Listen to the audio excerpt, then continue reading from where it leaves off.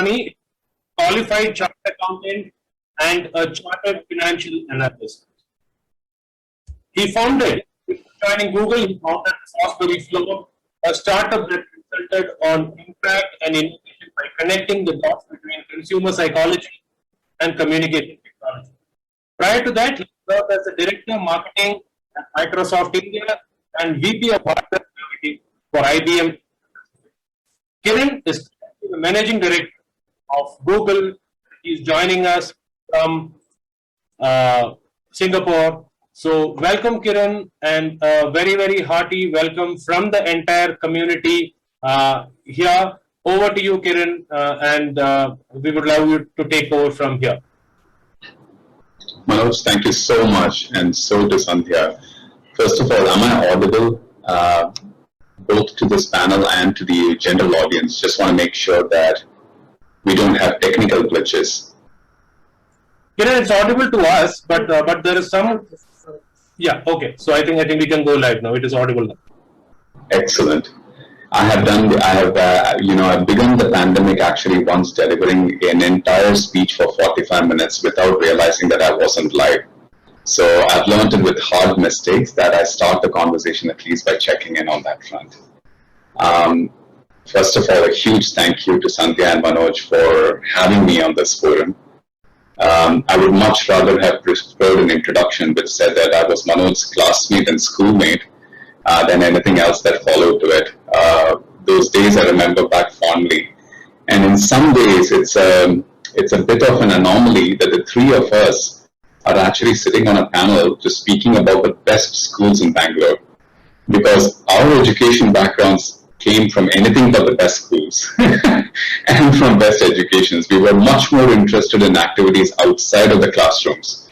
So it's kind of but you know what, it actually does relate a lot to what I have to talk about while you're operating this conference, and we'll get into that in a bit. So I actually saw the topic that Manoj wanted me to speak about only this morning. And I saw that the topic was about what are the skills that are required to get hired by Google. I don't say this for the purpose of a stage impact.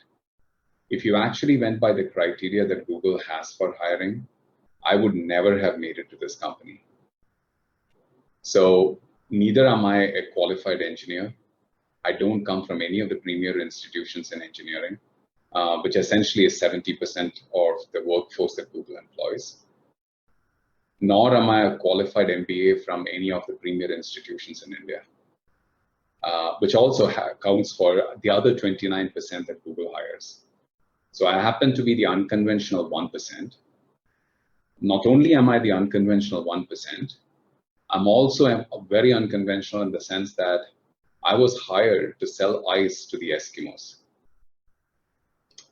So what I mean by that is I was asked to go and do a job of selling to people in the United States, where I always believed that when it comes to selling skills, we Asians in general and Indians in particular are way behind in our skill sets in doing that job pretty well.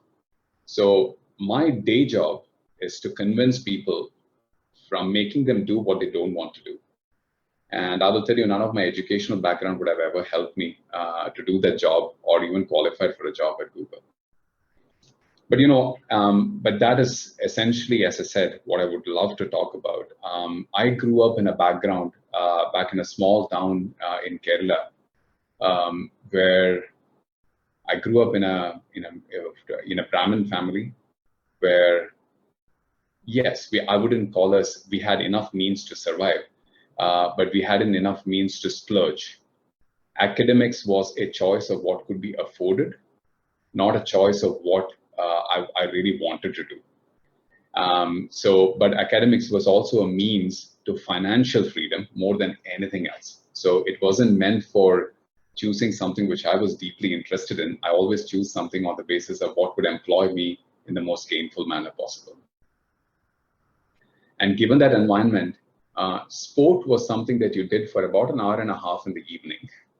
It was meant to be done at the playground, but there was always a very clear time frame by which I had to get back home.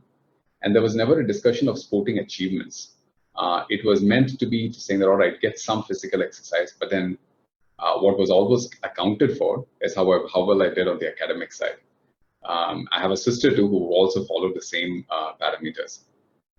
There was one let out though. Both me and my sister, my parents for some reason encouraged us in the arts field a lot. So whether it came to public speaking, whether it came to writing, whether it came to music, art, that was always big in our household. Manoj will know this from my school and college days. I was extremely here. He was also a partaker in many of those events.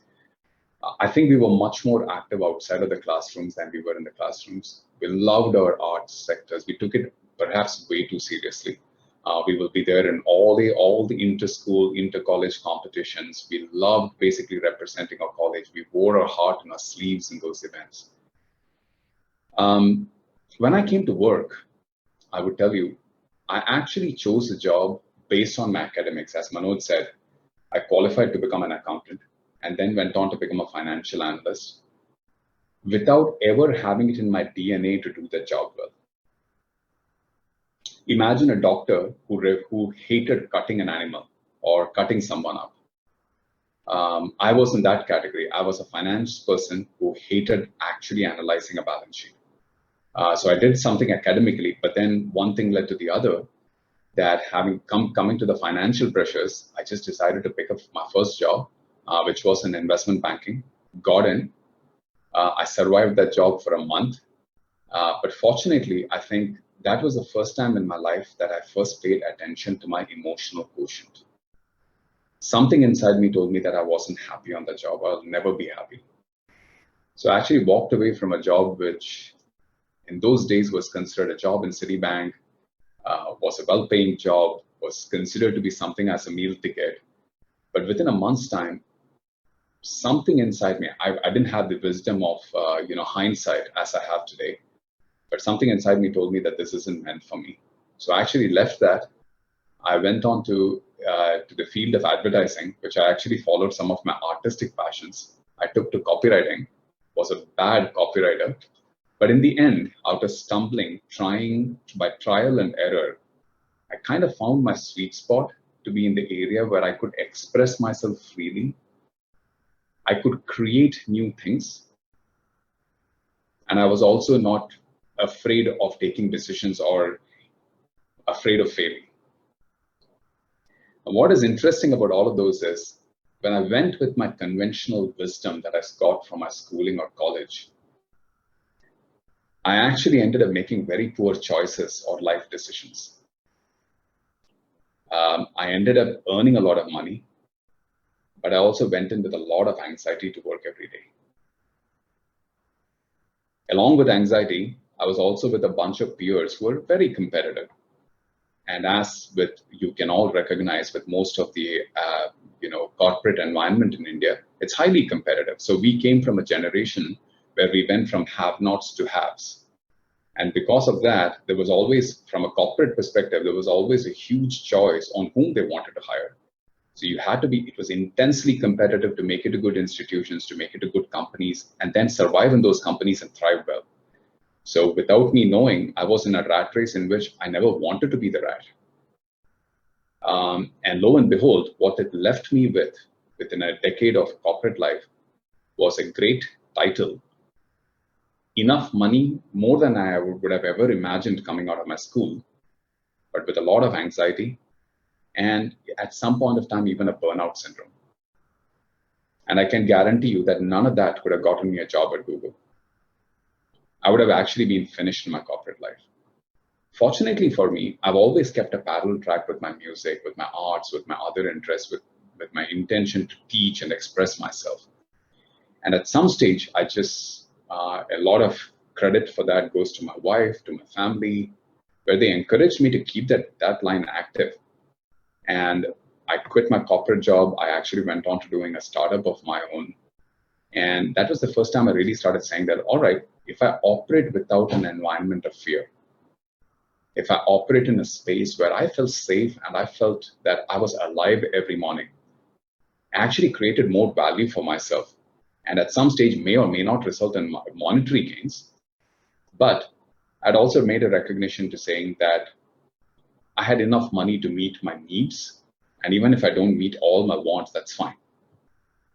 And in the end, when I went back to what I thought was my gift, which is focusing on all the extracurricular work, the time that I spent outside of my schooling and college, that actually made me perhaps much more successful than I would have ever dreamt of imagining if I had followed the conventional wisdom of doing what classrooms and academic educations teach me. What would I have done differently? If I had the opportunity to go back to schooling today, what would I have done differently? I'm not for one moment advocating that the basics of academics should be missing, right? I keep telling my kids, if you don't know the basics of mathematics, science, and reading, three essential skills, you're not even in the playground, right? Just like, if you're playing a game of soccer or tennis, if you don't know the basic movements, you're not even in the playground. So I'm not advocating for one moment to say you shouldn't have the basic skill sets that not only make you employed, but also help you build future skill sets. And I do believe, in addition to many other skills, those basics on science, math, knowing a little bit of your history is important. But what I would have probably done different is I would have, and hopefully we are trying that with our children, I would have asked my children to make their own choices rather than forcing my choices on them. Because in almost everything that you do in a corporate world, almost everything that Google asks us to do, a fundamental skill for which we hire for is not to be told not to do what is being told to you, but to make our own choices. And I think there's always a differentiation between good professionals and great professionals. Great professionals, it's not that they don't make mistakes, but they are unafraid to make choices. They are unafraid to make decisions. And we believe that over a period of time, if you are well informed and if you have the ability to make choices over a long period of time, that actually differentiates great successful people versus people who are just intellectually strong, but are not able to move beyond that point. Number two, I would have learned once we have made a choice, I would tell my children or tell my younger self to be resilient. That once you have committed to something, see it through. And I think in a lot of ways, that's the one area where I'm very grateful for my arts and culture and intercollegiate festivals that used to go in. And I'm sure Manoj relates to this. Failure was not an option when we went to some of those arts club festivals. We almost bore the need and the passion to win so much to our heart that we gave it everything in the playground. Whether it was a dramatics, whether it was, artistics, whether it was expression, we focused on making sure that quitting was not an option. In hindsight, we'll all laugh at it, but when it was happening, it was intense. And the ability and that's when I felt that I was in true flow, where I took the skills which I was passionate about, and then I closed the door behind and said, there's no option of an exit. I would teach my kids resilience. I never give them an option to exit midway. If you take up something, see it through. And finally, the ability to resolve. When you combine strong intellect with strong passion, difference of opinions are going to be an important byproduct. It's not going to be if it will happen, it's a question of when it happens. And the ability to resolve conflicts and an ability to see beyond and find common paths is such an important part of being not just a great professional, just a good human being. So I would have taught my younger self that in addition to your academic qualifications, if I had known this a decade earlier, how to make choiceful decisions, how to be resilient about this, and most importantly, how do we resolve conflicts? I personally believe that I would have probably been happier. I would have done a much more fulfilling job of the corporate world that I stepped into. Finally, I'll leave you with this one more thought. Most of my conversations in which I've been invited to never end without asking, so what does Google think about education? We are the company that organizes the world's information, right? So I'll leave you with a couple of thoughts to think about. I've had the vantage position at Google for the last 11 years to actually have a ringside view of how education is evolving dramatically, right, ever since digital has come in. And we do believe that there is one aspect of education which is about access to education, which is getting democratized hugely. Gone are the days when you could differentiate education purely on the basis of I have better teachers or better access to better books. I think that's an area where that ground field will be leveled very, very quickly.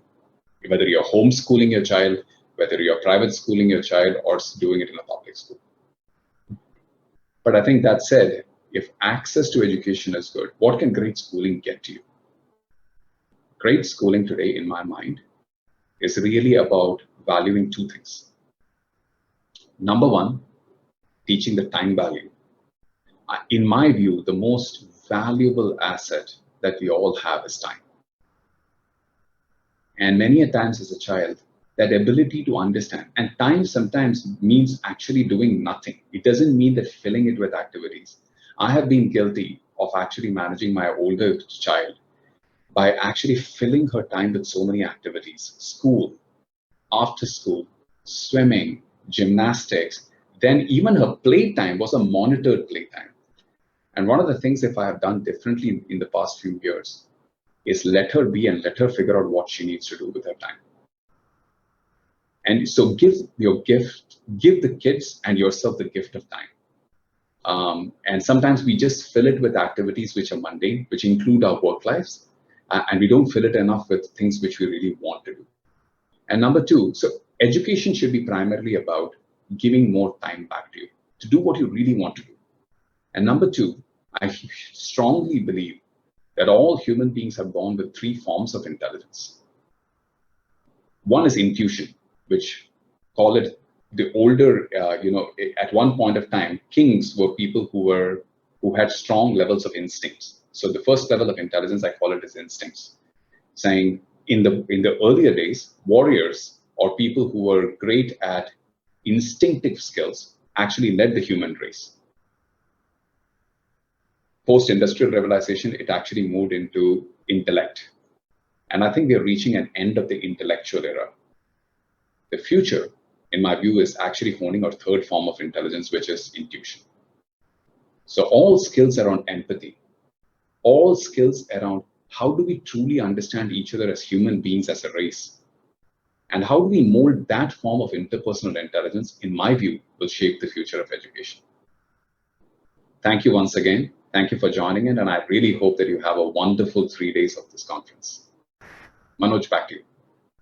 Thank you so much, Kiran, and I really love the way you ended it. And that's a topic that we are also very, very passionate and close to, empathy as a topic for the expo itself.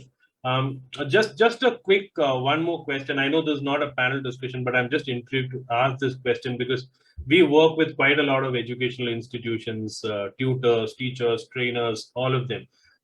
What do you think as a community? I'm saying, when I'm saying community, I'm just talking about the educational institutions, the teachers, the parents, all of us put together as a community can do to ensure that this skill, which you think is the next skill that we need to have for every child, the skill of intuition. What do you think we can do as a community to ensure that this skill is available with every child? How do we promote that skill, or how do we ensure that the children have this skill? What do you think, Kiran? Well, it's a great question. I'm not going to give an answer which is highly thought through, but one of the practical aspects that we teach our kids is, instead of asking them, what do you think, we ask them, how do you feel? It seems like a very simple question, but I think as a society, we've been so trained to ask ourselves, what does our intellect tell us, rather than what does our intuition or what our feelings tell us.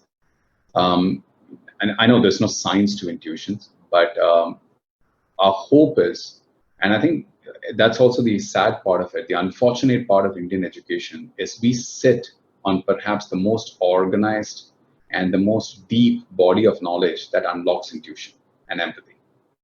And yet it's one of the most ignored parts that we look westwards for most of our education. So my sense is, I'm a huge believer that the future of education will actually begin from Asia and will actually begin from India. And that's not coming as an Indian myself, but I also feel that it also begins with very small practices at home. The practice of compassion absolutely begins at home, not just in a schooling environment. So the idea is, let's start it at home and then build it out to the society. Is that the idea, Kiran, that you're talking about? Wonderful. Thank you so much, Kiran. That's a very, very interesting insight that you've given us. The third skill that is going to come up, that's a future that is going to go. And we are very happy that me and Sandhya definitely are looking at each other and smiling that we picked up that as a topic for this expo in terms of empathy. And you're going to hear some of our educators who are going to talk about this topic right after the panel discussion that we have with you. And we're going to talk about empathy there also in terms of stakeholders. So I thought this will be a precursor in terms of what we're talking about. Thank you so much, Kiran. A big thanks to all the visitors who have already joined us here. Big thanks to all the patrons who are part of it. We will break now for 5 minutes, and we will start back at 9:30 with the next panel discussion, which will be moderated by Shamain, who's already here. Dr. Shamain, good morning and welcome. We will catch up at 9:30 sharp for the next one. Thank you, Kiran. Just hang around here, and we will start again at 9:30.